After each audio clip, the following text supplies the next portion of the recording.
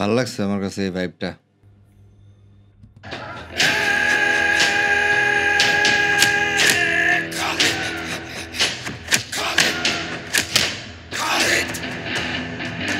ওকে বাঁচাতে হলে আমাদের সেলফ ডিফেন্সে কেসটা সাজাতে হবে। ওর অনেক ডেঞ্জারাস মানুষ।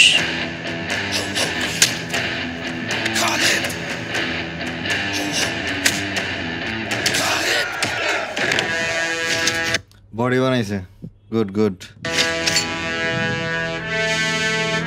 গ্ল্যামারও আছে। ভিআইপি ট্রিটমেন্টের ব্যবস্থা করছিলাম। নরকের ভিতরে ভিআইপি ট্রিটমেন্ট নরকের মতোই হয়। নরকের ভেতর ভিআইপি ট্রিটমেন্ট নরকের মতোই হয়। ইট ওয়াজ নাইস।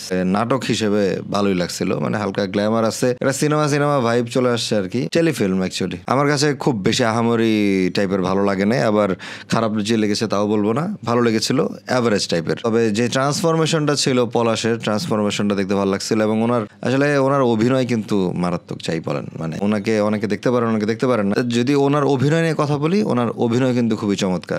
খালিদ আমি দেখার জন্য অপেক্ষায় থাকবো, শুধুমাত্র পলাশকে দেখার জন্য, পলাশের এই ট্রান্সফরমেশনটা দেখার জন্য, ওনার অভিনয়টা দেখার জন্য।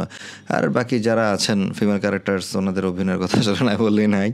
তো দেখা যাক, আসলে আগে এত কিছু মন্তব্য করতে চাচ্ছি না। ট্রেলারটা বেরোক, ট্রেলার না বের হলে তো সরাসরি নাটকটাই আমরা দেখতে পারবো।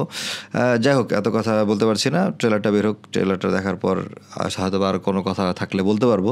এছাড়া টিজারটা দেখতে, এক ঝলকে টিজারটা দেখতে আমার কাছে ভালো লেগেছিলো, মানে একটা মারামারির একটা ভাইব ছিল, মানে ইট ওয়াজ র, মানে এই জিনিসটা খুব বেশি ভালো ছিল, যে একদম র মারামারির একটা মজা পাওয়া যাবে যদি সুন্দর মতো স্টোরি টেলিংটা করতে পারেন ওনারা। যারা আমাকে নতুন দেখছেন তারা অবশ্যই চ্যানেলটাকে সাবস্ক্রাইব করে দিবেন, ভিডিওটাকে লাইক করে দিবেন, শেয়ার করে দিবেন, কোনো মন্তব্য থাকলে কমেন্ট করে জানান। আমি জেনাইম চৌধুরী, আস্তালা বিস্তালা।